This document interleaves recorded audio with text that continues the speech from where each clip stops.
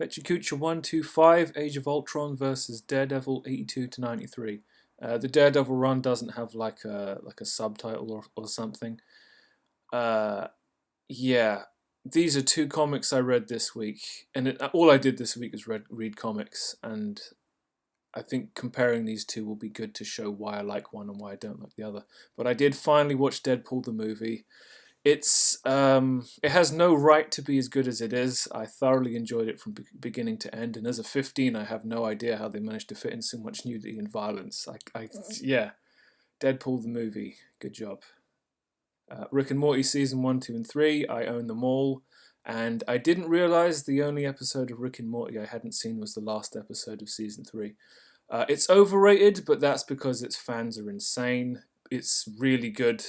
It's the hot shit, Pickle Rick. You know what it is. We all know what it is. That's the problem. All of the comics I'm going to talk about need to be.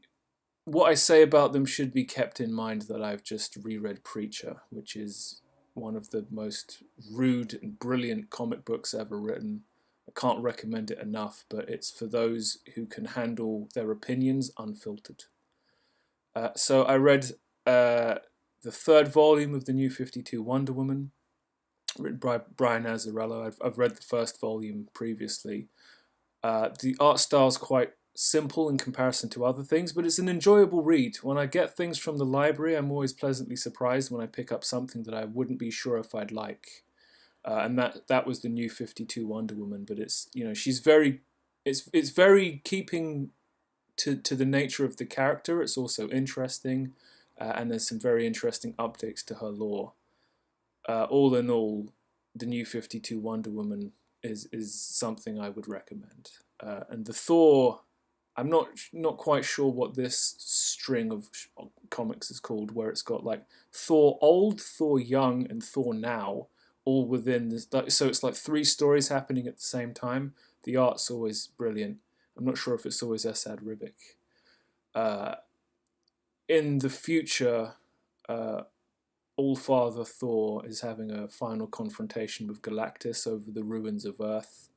And what's going on in the present is interesting too. This was just a great comic to read. Brilliant art, very interesting story, fantastic characterization, good stuff. Captain America is the kind of comic that I expect to get when I pick something up in the library. It's not bad, I just don't care. And Ed Brubaker as a writer I quite like. The art it's the kind of Marvel stuff I like, with a lot of like strong blacks and great composition.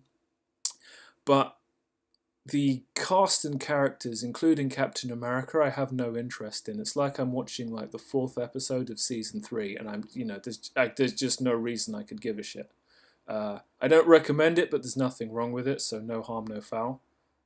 Captain America is as safe as you could get from the library. Now, this Arkham Man-Bat thing is a phenomenally interesting, almost like social experiment. It's got stories from the 1970s going up into the 90s. And it's very interesting seeing the change in art, this change in story, and yeah, it's great. And the change in Batman, in fact. Neil Adams' 1970s compositions and also the coloring is so contemporary. It kind of boggles the mind, especially since most of the other stuff in this book is worse. Yeah, immediately preceded 5 years later or 6 years later by Steve Dicto's Man-Bat story here, which is so bad I didn't even finish reading it. The art looks like it's from the 70s, which is an insult, and it's written so badly, but it's probably, I'm not sure what's more palatable, the 70s or this 90s thing, which just looks like a poor man's Rob Liefeld. And the guy who did it is called Flint Henry. I just assume he's a guy that got work in the 90s doing monsters or something, because he sucks at people. He manages to screw up Batman. But yeah, Daredevil versus Age of Ultron. Ed Brubaker and Michael Lark knock it out the park with Daredevil, and Age of Ultron is one of the most pointless comic books I've read in quite some time. It's not that it's bad, it's just I can't it just makes so many decisions that make no sense. So on the left, Age of Ultron, Black Panther is introduced to be killed off 3 pages later. To no fanfare, no one gives a shit. Whereas Foggy Nelson, Matt Murdock's best friend, gets killed in Daredevil, and it begins a spiral of events that cause Matt Murdock to almost lose his soul, which is interesting. On the left, this is the closest anybody gets to Ultron. Ultron is absent from the Age of Ultron.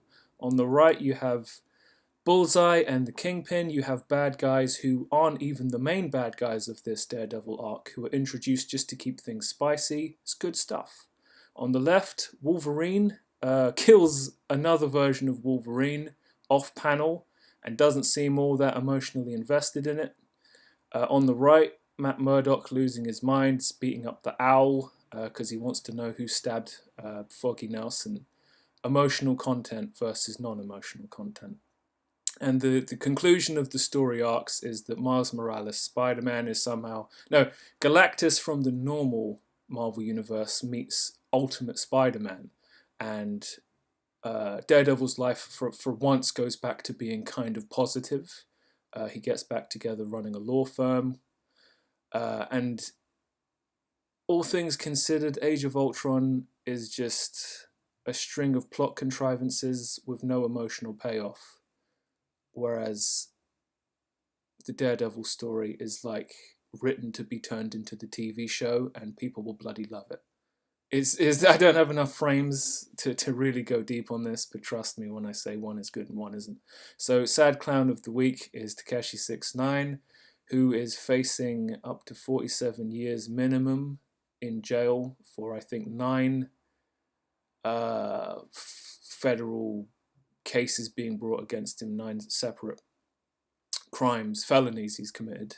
But apparently he has been offered a deal where he will avoid all jail time if he turns state evidence on everyone else involved in these 9 counts against him.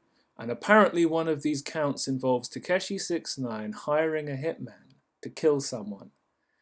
And Takeshi will be able to rat on the guy he hired and walk away from this and go back to being a pop star. So really the sad clown of the week is not Takeshi 69, it's the hitman who put his faith in this guy.